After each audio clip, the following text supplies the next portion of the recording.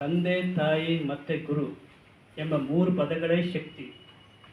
ಬದುಕು ಎಂಬ ಮೂರಕ್ಷರಕ್ಕೆ ತಂದೆ ತಾಯಿ ಮತ್ತು ಗುರು ಎಂಬ ಮೂರು ಪದಗಳ ಶಕ್ತಿ.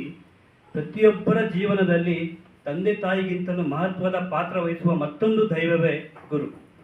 ಬಾಲ್ಯದ ಬದುಕಿನ ಸ್ಫೂರ್ತಿ, ಯೌವನದ ಬದುಕಿಗೆ ಚೈತನ್ಯ ತುಂಬುತ್ತಾ ಪ್ರತಿಯೊಂದು ಹಂತದಲ್ಲಿ ಬೆಂಬಲವಾಗಿ ನಿಲ್ಲುವ ಶಕ್ತಿಗೆ ಇನ್ನೊಂದು ಹೆಸರೇ ಗುರು.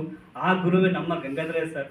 ಯಾಕೆಂದರೆ ಅವರು ಪ್ರತಿಯೊಂದು ಹಂತದಲ್ಲಿ ನಮ್ಮ ಕಂಪ್ಯೂಟರ್ ಸೆಂಟರ್ಗೆ ಏನೇ ಆದರೂ ಕೂಡ ಬಂದು ಇದು ಮಾಡ್ತಾರೆ. ಹಾಗಾಗಿ ಇದೊಂದು ಅವರಿಗೆ ಸಣ್ಣ ಒಂದು ಗೌರವ ಸರ್.